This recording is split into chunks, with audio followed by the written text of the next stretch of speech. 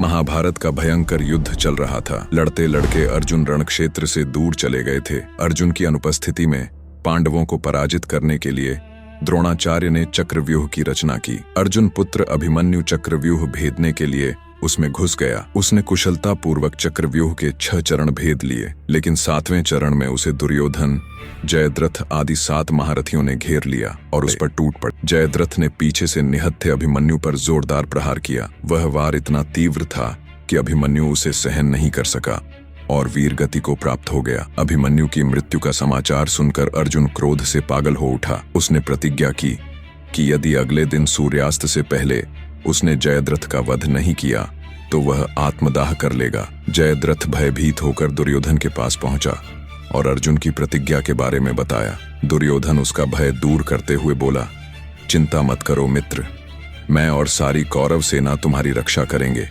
अर्जुन कल तुम तक नहीं पहुंच पाएगा, उसे आत्मदाह करना पड़ेगा। अगले दिन युद्ध शुरू हुआ। अर्जुन की आंखें जयद्रथ को ढूंढ रही थीं, किंतु वह कहीं नहीं मिला। दिन बीतने लगा। धीरे धीरे अर्जुन की निराशा बढ़ती गई। यह देख श्री कृष्ण बोले, पार्थ, समय बीत रहा है और कौरव सेना ने जयद्रथ को रक्षा कवच में घेर रखा है। अतः तुम शीघ्रता से कौरव सेना का संहार करते हुए अपने लक्ष्य की ओर बढ़ो। यह सुनकर अर्जुन का उत्साह बढ़ा और वह जोश से लड़ने लगे, लेकिन जयद्रथ तक पहुंचना मुश्किल था। संध्या होने वाली थी। तब श्री कृष्ण ने अपनी माया फैला दी। इसके फलस्वरूप सूर्य बादलों में छिप गया और संध्या का भ्रम उत्पन्न हो गया। संध्या हो गई है और अब अर्जुन को प्रतिज्ञावश आत्मदाह करना होगा। यह सोचकर जयद्रथ और दुर्योधन खुशी से उछल पड़े। अर्जुन को आत्मदाह करते देखने के लिए जयद्रथ कौरव सेना के आगे आकर अट्टहास करने लगा। जयद्रथ को देखकर श्री कृष्ण बोले, पार्थ, तुम्हारा शत्रु तुम्हारे सामने खड़ा है, उठाओ अपना गांडीव और वध कर दो इसका।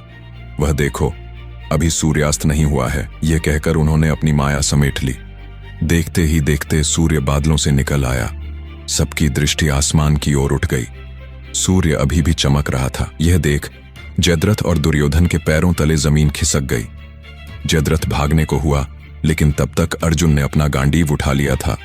तभी श्री कृष्ण चेतावनी देते हुए बोले, हे अर्जुन, जयद्रथ के पिता ने इसे वरदान दिया था कि जो इसका मस्तक जमीन पर गिराएगा उसका मस्तक भी 100 टुकड़ों में विभक्त हो जाएगा। इसलिए यदि इसका सिर जमीन पर गिरा तो तुम्हारे सिर के भी 100 टुकड़े हो जाएंगे। हे पार्थ, उत्तर दिशा में यहां से 100 योजन की दूरी पर जयद्रथ का पिता तप कर रहा है। तुम इसका मस्तक ऐसे काटो कि वह इसके पिता की गोद में जाकर गिरे। अर्जुन ने श्री कृष्ण की चेतावनी ध्यान से सुनी और अपनी लक्ष्य की ओर ध्यान कर बाण छोड़ दिया। उस बाण ने जयद्रथ का सिर धड़ से अलग कर दिया और उसे लेकर सीधा जयद्रथ के पिता की गोद में जाकर गिरा। जयद्रथ का पिता चौंक कर उठा तो उसकी गोद में से सिर जमीन पर गिर गया। सिर के जमीन पर गिरते ही उनके सिर के भी 100 टुकड़े हो गए। इस प्रकार अर्जुन की प्रतिज्ञा पूरी हुई